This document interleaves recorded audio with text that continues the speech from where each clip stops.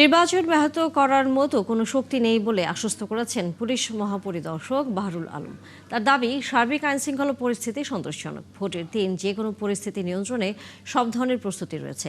তবে নির্বাচনে জঙ্গি সহিংসতার আশঙ্কা উড়িয়ে দেননি আইজিপি। অবৈধ অস্ত্র কিছুটা হুমকি বলে স্বীকার করেন তিনি। বিস্তারিত জানাচ্ছেন নাদিয়া শারমিন।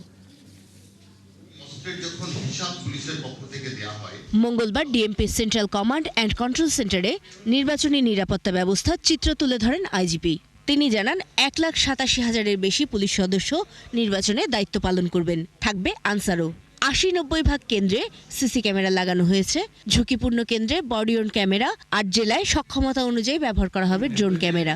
ইলেকশনে আমরা দেখেছি মাঝে মাঝে যে ওরা স্টর্মিং করে ঢুকে পড়ে ভোট কেন্দ্রে সিল মারে।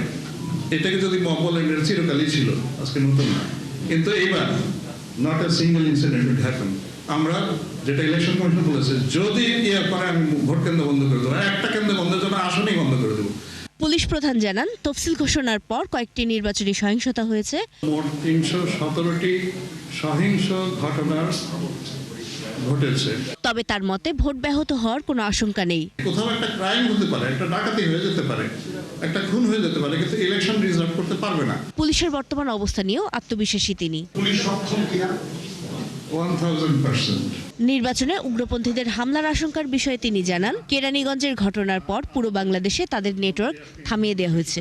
এই মুহূর্তে আমি ওইরকম তীব্র আশঙ্কা বোধ করছি না, তবে আমরা জিনিসটা উড়িয়েও দিচ্ছি না। আমরা ফুল প্রুফ ব্যবস্থা রেখেছি জঙ্গি হামলার ব্যাপারে। ওদের মধ্যেও এরকম একটা প্ল্যান ছিল যে নির্বাচনী প্রচার অভিযানের সময় কোথাও ডিসরাপশন করা, বোমা ফোটানো ইত্যাদি করা।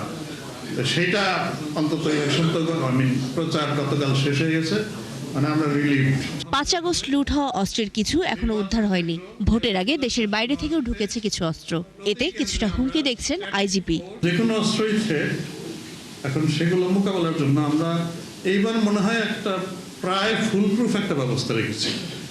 কেন্দ্রের ফোর্স, পুলিশ, আনসার ছাড়াও সেনাবাহিনী নিয়োজিত হবে 1 লক্ষ। Never ever it happened in any of our elections. Mob তৈরি করে ব্যালটে সিল মারা কিংবা সামাজিক যোগাযোগ মাধ্যমে অপতথ্য ছড়িয়ে বিশৃঙ্খলা সৃষ্টির চেষ্টা বরদাস্ত করা হবে না বলেও হুঁশিয়ারি দেন তিনি। এইবার ইলেকশনে পারবে না, আপনারা নিশ্চিত থাকেন। নাদিয়া শারমিন, 71, ঢাকা।